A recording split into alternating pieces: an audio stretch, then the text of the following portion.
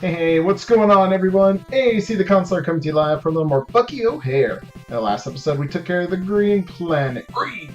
We saved our boy Blinky. Now we're going to head off to the red planet here. Going to get our deal with, of course. If it's red, it's got to be fire. Alright, so something to check out here. We got the random fireballs spitting up out of the pits a la Super Mario. But also, we got to watch out for in the background is these damn fire shards or lava, I don't know what the hell's shooting out there trying to take us out too. The strategy I figured out to do is, well, didn't apply it there. But when those things shoot off, you just stand in place and those things won't get you. Look at that. Not a problem, whatever. I don't know if I just was lucky and not getting smacked around by those fireballs, or by the lava, but it worked out nicely. Here we go. Ho! Screen 2. Something to watch out for too, as you can see those freaking spikes at the top of the screen there. Oh. Toasted. Care for some toasted rabbit. Thing to watch out for there is if you touch those suckers, and it's going to be instant death. Sort of like how I just did on that previous one there, and got instant death because I touched the fire. Alright, let's head down there and get ourselves a little extra pee. And show you the power ability there on Bucky. So what it does is you hold down the fire button, let it go, and you can jump really high. As we saw in the previous episode for our boy Blinky, if he holds it down there, from his description, if you hold it down there, you can actually use it as a jetpack. And I forget if I mentioned in the previous episode or not, I believe I had said it, was that in order to access those abilities, you press the select button and then you can change characters, which is pretty cool. I like that aspect. Oh, what the hell? I killed a giant frog. What are you doing back there? Alright, I think if I push these stones close by, we should be able to get over there, not have to move them into the fire and burn our asses off, which is good stuff. Not the burning of our asses, but being safe. Alright, high jump there. Oh, this screen, guys. Get ready to deal with some quick man bullshit, because here comes the fire. Got all the lava coming to get you. Gotta memorize the pattern. Expect me to die a lot here, so hopefully we can not die so much, but oh, that's it right there. And that's the problem too, is if you make the wrong turn and the fire gets past you, and it's covering a path that you're going to end up having to walk across, tough shit, you're dead. There's no way of getting past it. Alright, let's go. Come on. Oh! Yeah, that's the thing that sucks too, guys. Even when you're going down the blocks like that right there, those suckers will take you out in a heartbeat. So you gotta drop right at the right point. If not, you are done for. Like that again. Gosh, hope I learn soon. Okay, when you get to the game over screen, something cool about it, you just hit the continue button and it takes you right back to the screen you were just on. So you can keep playing this over and over again without having to be like, okay, well this is screen 3 and I just died. Fuck my life, I have to go back to screen 1. No. You can go back to screen 3, no problem. Come on, Blinky! Oh, where are you going, dude? That's not the end of the level. I think it would have been kind of nice though, considering how small Blinky is. He could fit in those little alcaves or alcoves, whatever you want to call them. If that would actually lead somewhere, it's like, okay, fire's not here. It's not going to get me. I can move on to the next screen. But sadly, that is not the way to do it. It doesn't work that way, guys. All right, come on, Blinky. Oh, look at that! Epic maneuver. Oh, old school reference there to continue. Yeah, was it continue? Yeah, continue. The YouTube channel continue with those guys. I used to watch those characters all the time. I've loved it. Especially one of my favorite ones was when they played Clue. But anyways, that's a video for you guys to go check out. We continue guys playing Clue. Always a good time when you're playing Clue, right? Right. But anyways, those guys would always do it whenever they do something pretty badass. Always give it the epic maneuver video montage where they would take what they did and put it in slow motion, give it some cool graphics so you can enjoy that. But I'm digressing here. I'm just really doing whatever I can to, you know, chat you guys up while we try and get through this damn fire passage. Holy cow.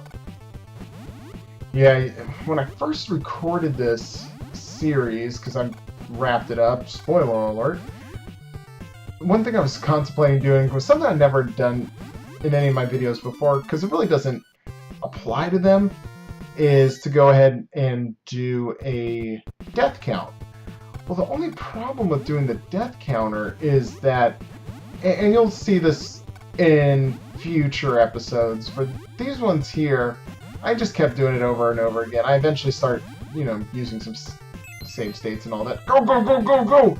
Yeah, we got through that. Whoa, hurt my throat on that one. Sorry, guys. But, what was I talking about? Oh, yeah, the death counter. So, the reason I decided not to do it was I ended up doing save states in future episodes, like, towards the end, because it was getting to be really goddamn ridiculous. And what I didn't realize was for the program I was using, it was going to go ahead and get rid of all my previous attempts. So instead, what you get is pretty much, you'll see me hit pause, and then it's the clean run of it. It's the final run of me beating whatever level or whatever action was going on. I was able to take care of that. Cool. Oh, not so cool. Burnt my ass.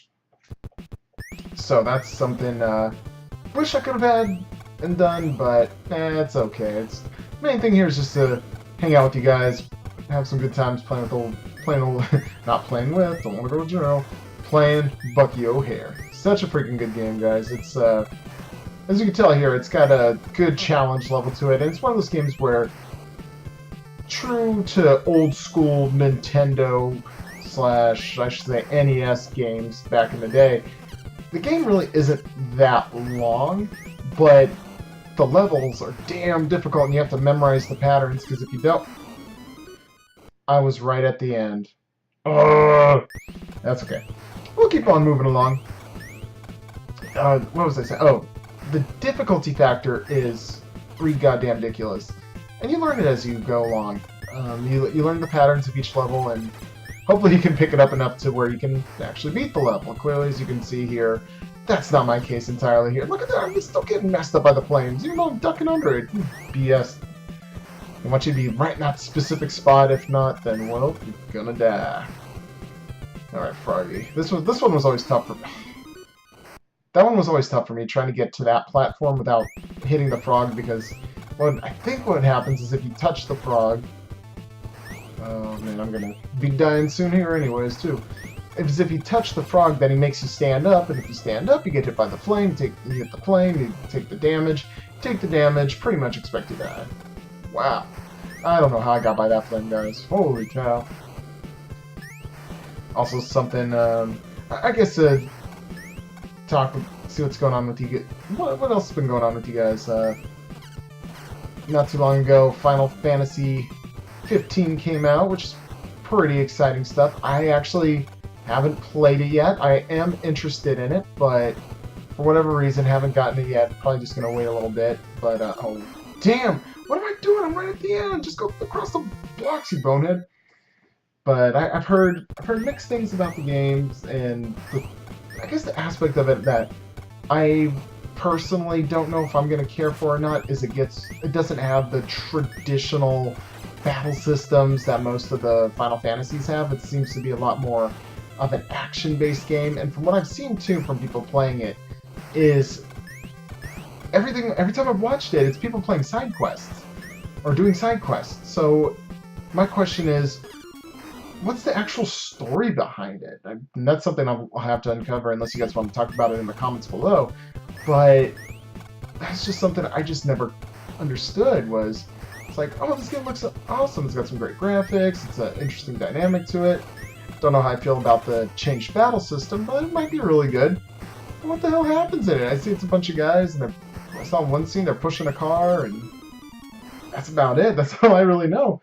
I saw, who was it? The Completionist. I think it was on Super Beard Bros, where they were playing. I think they played a tech demo.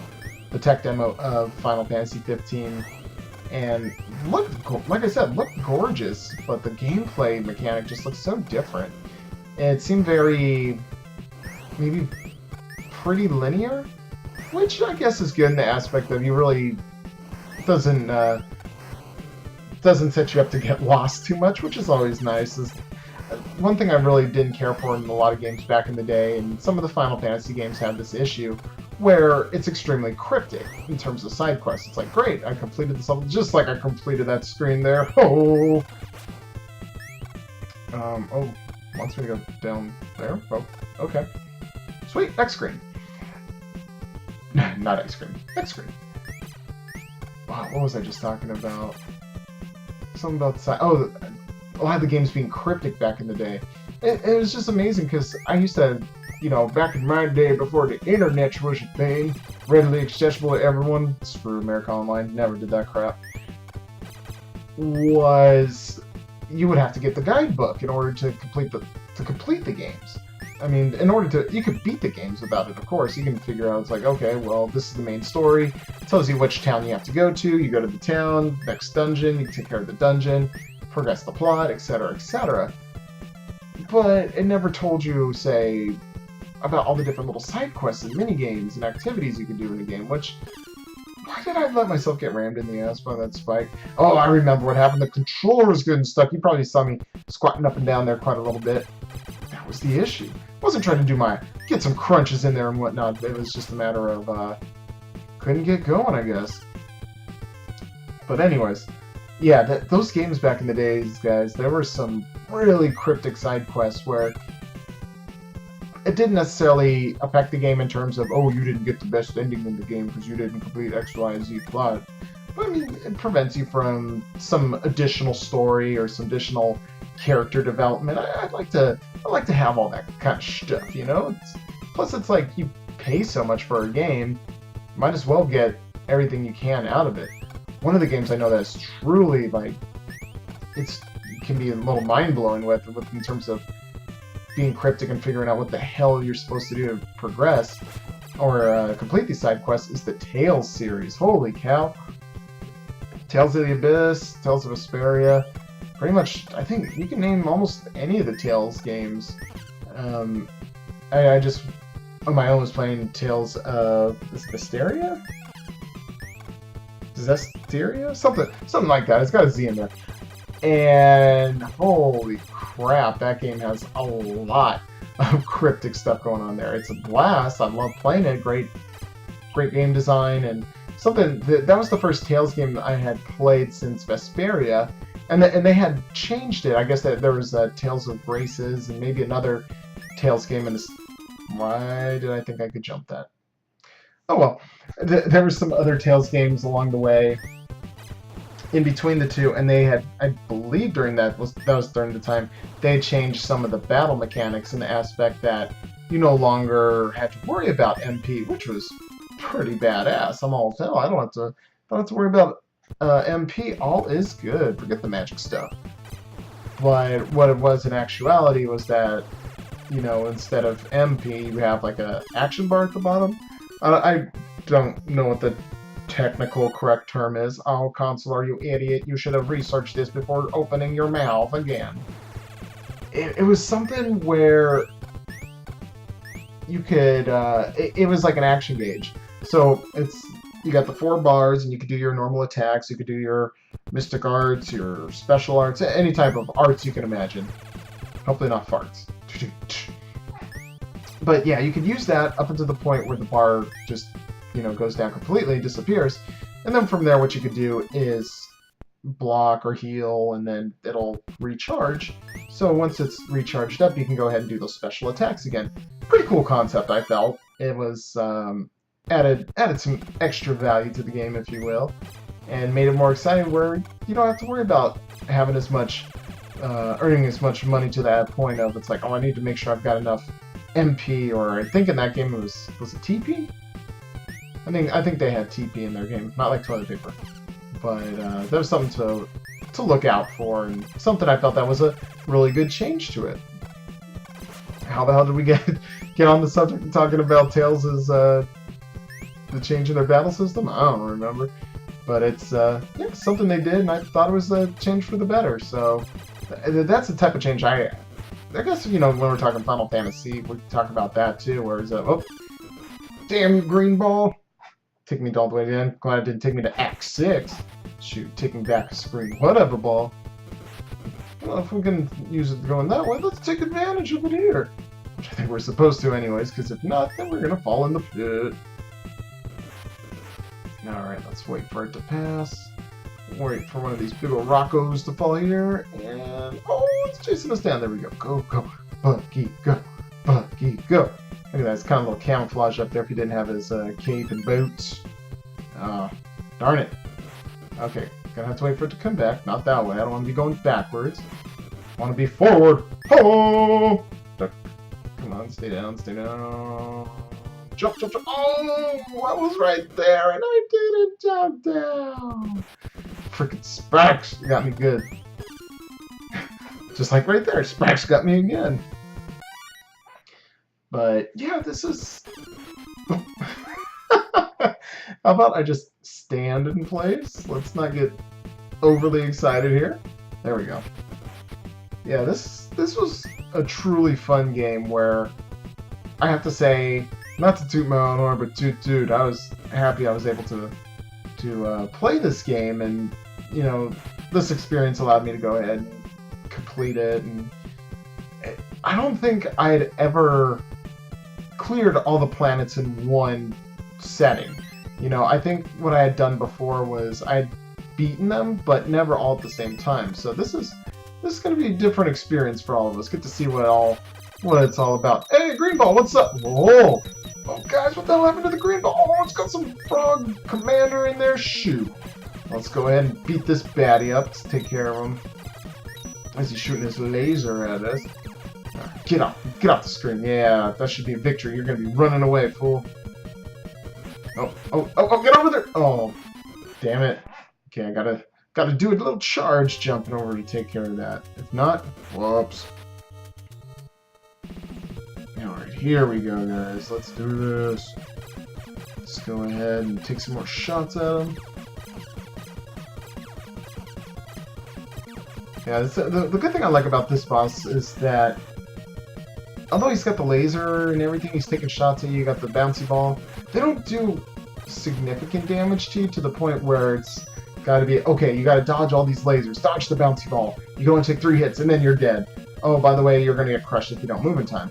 This just allows you to, you know, main thing is to focus on shooting, get those hits in, and then you take care of them just like that. Don't worry about bouncing over them later, or jumping over them, whatever you want to say. Alright, guys.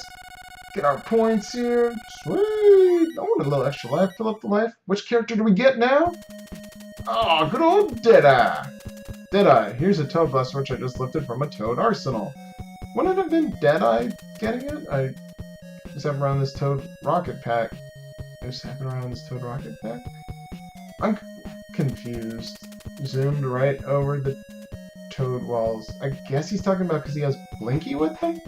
Look at these crazy passwords. Link Triangle 3. Anyways, guys, that's the end of this episode. Hope you enjoyed it. Till next time, guys, this is the Consular, and I will see ya.